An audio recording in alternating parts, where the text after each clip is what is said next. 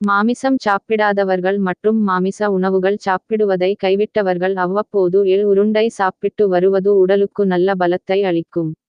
எள் இரும்புச்சத்து, ஜிங்க் எனப்படும் துத்தநாக சத்து அதிக கொண்டது. இளம்வயதினர், பெண்கள், வயதானவர்கள் என அனைவரும் எள் உருண்டையை தொடர்ந்து உட்கொள்வது சிறந்தது. எள் உருண்டையை அதிகம் சாப்பிடுவது உடலின் எலும்புகளை வலிமைப்படுத்தும். எள்ளில் செம்பு அதிகம் உள்ளது, இது இரத்தத்தில் பிராணவாயுவை அதிகம் கிரகிக்கச் செய்து உடலின் அனைத்து பகுதிகளுக்கும் தேவையான சத்துக்கள் சென்றடைவதை உறுதி செய்கிறது. மேலும் எலும்புகள் வலுவிழப்பது, மூட்டு தேய்மானம் போன்ற குறைபாடுகளையும் எள் உருண்டையை தொடர்ந்து மூலம் போக்க முடியும்.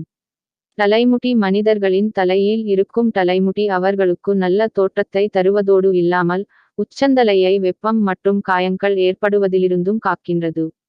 ஆஸ்துமாவினால் அவதிப்படுபவர்கள் தினமும் ஒரு எள் உருண்டையை சாப்பிட்டு வந்தால் மூச்சு விடுவதில் ஏற்படும் சிரமம் குறையும்.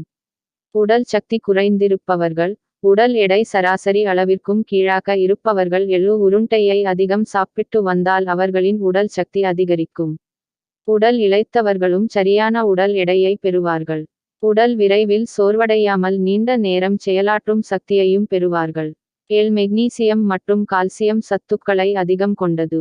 இப்படி படபடப்பு தன்மை மிகுந்தவர்கள் தினமும் ஒரு எள் உருண்டையை சாப்பிட்டு வந்தால் அவர்கள் உடலில் மூளை மற்றும் நரம்புகளில் இறுக்கம் தளர்ந்து உடல் மற்றும் மனம் அமைதியடையும், படபடப்பு தன்மை மறையும்.